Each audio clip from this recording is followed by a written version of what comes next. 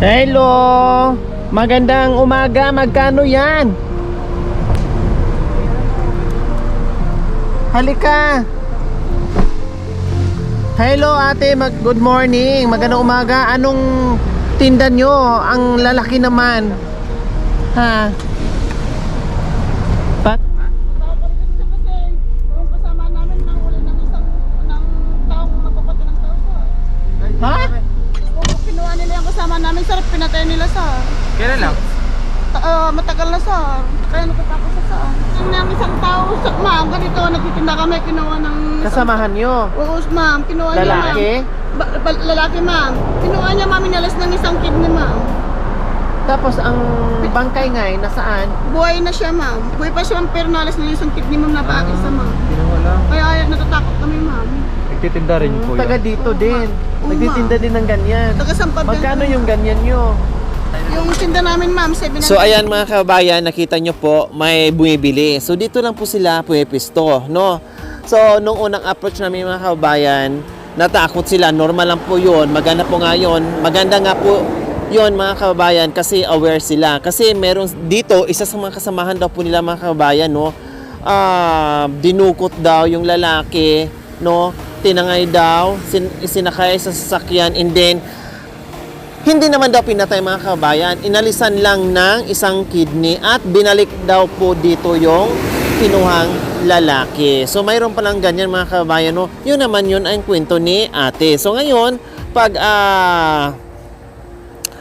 bungad natin at nakausap po yung bata, medyo natakot, Pati yung mother, mangiyak-ngiyak pa nga eh. Kaya nagpakilala kami, no? Kami ay YouTuber, and then nagbibigay tayo ng ayuda, kaya medyo kumalma sila. So maganda nga yun mga kabayan kasi naging aware sila. So alam na nila kung anong gagawin. Hindi sila basta-basta, no, nakikipag-usap, or hindi sila basta-basta sasama. Alam na nila yung sitwasyon. Kaya na nilang i-handle dahil sa nangyari doon sa kasamahan nila na dinukot, then binalik.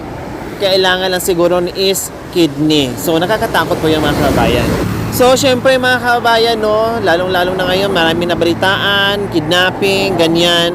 So, yon magiging lesson po sa ating lahat, no, tulad ng ginawa kanila nila, na aware sila, and then mag-ingat tayong lahat dahil mahirap po sa panahon na ngayon. Mag-ingat, doble ingat po, no, lalong-lalo na doon sa mga kabataan. At syempre, pasukan na naman ngayon, kaya nakakatakot, kaya doble ingat po tayong lahat, lalong-lalo na doon sa mga bata, at huwag pabayaan yung kailangan yung mga magulang laging naka-monitor sa mga bata kung saan na sila, hindi basta-basta kung saan pupunta, no? Wag naman sana dahil napakahirap. So katulad po niyan mga kabayan yung ginagawa nila. Dito sila nakapwesto, kailang pag-alanganin yung maparkingan, no? Talagang hinahabol nila kung saan yung pwedeng huminto yung sasakyan. Hinahabol na, tulad nito ang layo. Nandito sila, tapos nandoon na siguro mga 500 meters na yung tatakbuhin nila. So antayin natin sa mga kababayan, no, babalik sila dito, titingnan natin baka mamaya lahat na ng sugpo nila, lahat ng paninda nila kinuha na, no, binili na lahat. So ayan na po sila mga kababayan, pabalik na po dahil nabintahan na sila. Oo.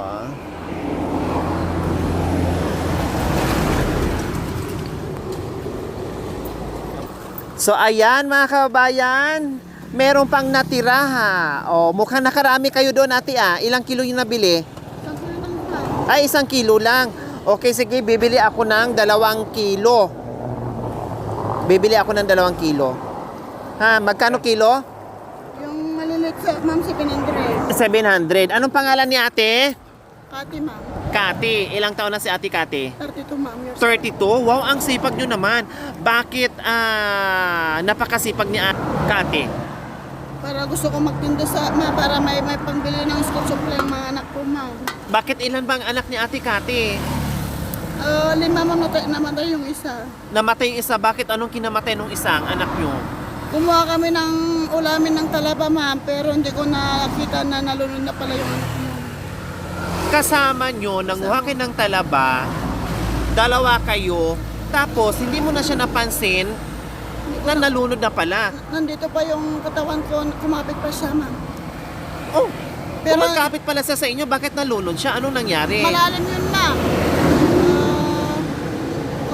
Hindi, may nung batya. una, habang nangunguha kayo ng talaba, kumakapit pa sa iyo. Kumakapit pa sa akin, ma'am. Kapag uwi na kami, ma'am, kumakapit pa sa akin. O tapos, Pero hindi ko na nakita na nalunod. Hindi ko nakita yung anak ko na nawala na pala sa likod ko, ma'am.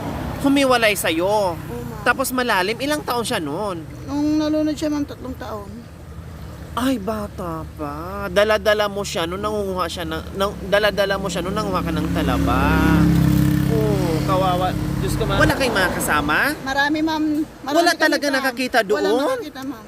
Wala nakapansin na Wala, hindi mo ma'am. hindi mo rin namalayan na hindi na nakahawak sa Hindi ko na malayan na, ma'am. Parang nalibang na kayo doon sa Pero, ma'am, mayroon sakit. May sakit ng pananganak ko, ma'am. Parang inililot mo siya, ma'am. Parang ganyan yung mata niya, ma'am. parang nangingisay. Oo, ma'am. Hindi kaya sinumpong siya, and then hindi mo namalayan, doon siya sinumpong mismo sa may tubig, kaya hindi na siya nakaahon. Bakit sinama niyo po yung anak niyo habang nanguha kayo ng talaba? Walang mag-aalaga kasi, ma'am. Walang maiwan. Bakit anong trabaho ni Mister? Kasama ko, ma'am, na... Ay, kasama mo din. Kailang nasa Ma- malayo siya, meron magkaiba pa- kayo. Malayo siya, ma'am. Pero meron pa anak. Meron pa akong anak na malit noon, ma'am, na... 5 na yun, ma'am. Pero 3 na yung isa na nalunod. Oh. Meron pang 5 taon na anak ko. noon. So, si Ate Kati, anong ginagawa ni Ate Kati bukod dito sa paglalako ng mga malalaking sugpo?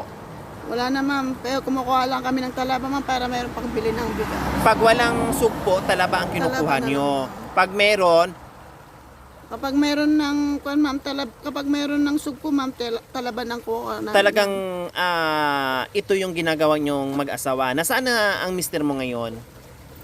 Hindi ko alam, ma'am, kung saan siya punta, ma'am. At nandito din. Kailang nasa malayo, kanya-kanya kayong pwesto, ganon. Okay. Ayan po mga kabayan, nandito sa kalsada, napakadelikado. No, mag-iingat din kayo dito, ate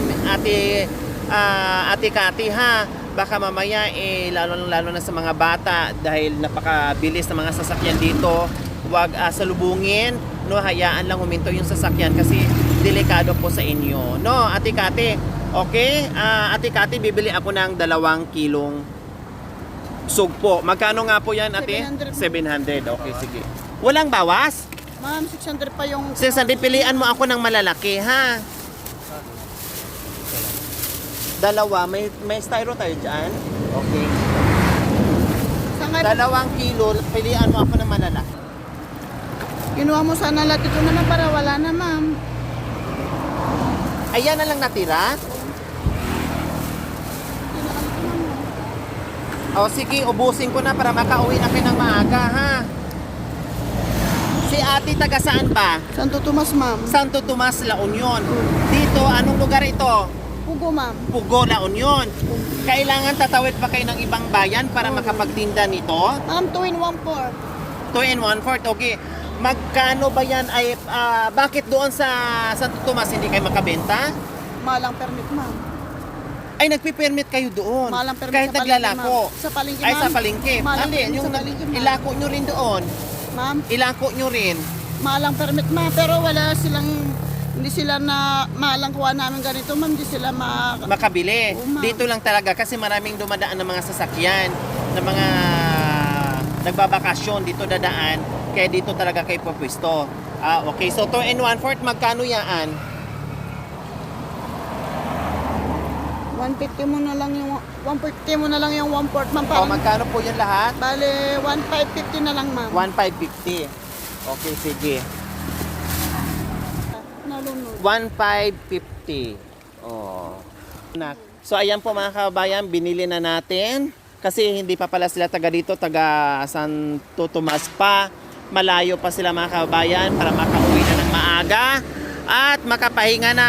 Kaya nagsisipag si Ate Kati mga kabayan, no, dumadayo pa ng ibang bayan kasi meron siyang mga anak na nag-aaral at kailangan niyang kumayod, kumita para pambili daw niya ng gamit sa mga anak niya na nag-aaral. O di ba napakasipag na nanay or magulang. Hindi lang yung si Ate Kati dito, pati yung mister niya kailang nakapwesto daw doon sa malayo. Wala dito. Kaya siya at yung anak lang niya ang nandito sa pwesto. Okay mga kabayan? Ay bukod pa dyan, Ate Cathy, dahil napakasipag nyong nanay sa mga anak, meron kaming surprise sa inyo, Ate Cathy.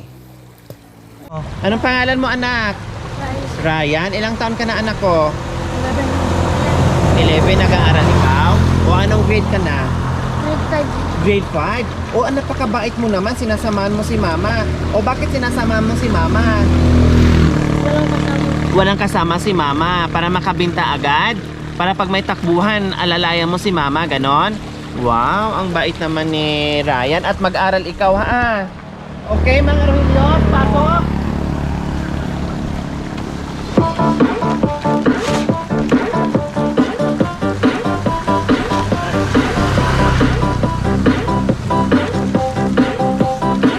Iyak si ate, oh.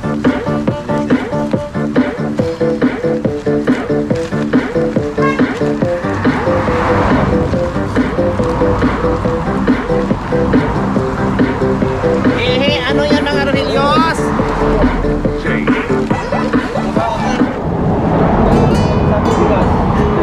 Wow! At ano pa yan, Makoy?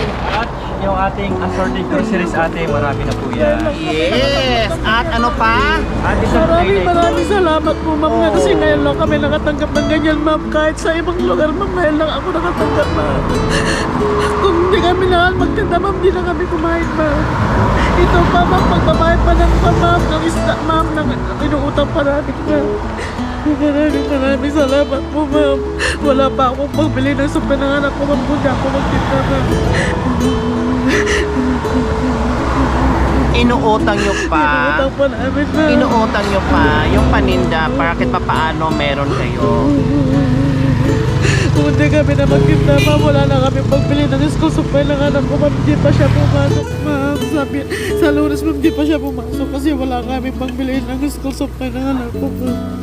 So kaya nagsipag kayo, doble kayod kayo, Ate Marije, ay Ate Cathy. Hindi lang ikaw, yung mister mo, pati yung si Ryan nandito para pambili ng mga gamit nila. Hindi pa sila pumasok nung Monday. Hindi pa sila Sa susunod pa silang linggo para lang nag-iipon pa kayo para pambili ng school supply. Kapag may tubo na ako ma'am, pagbili ko ng school supply ng anak ko ma'am.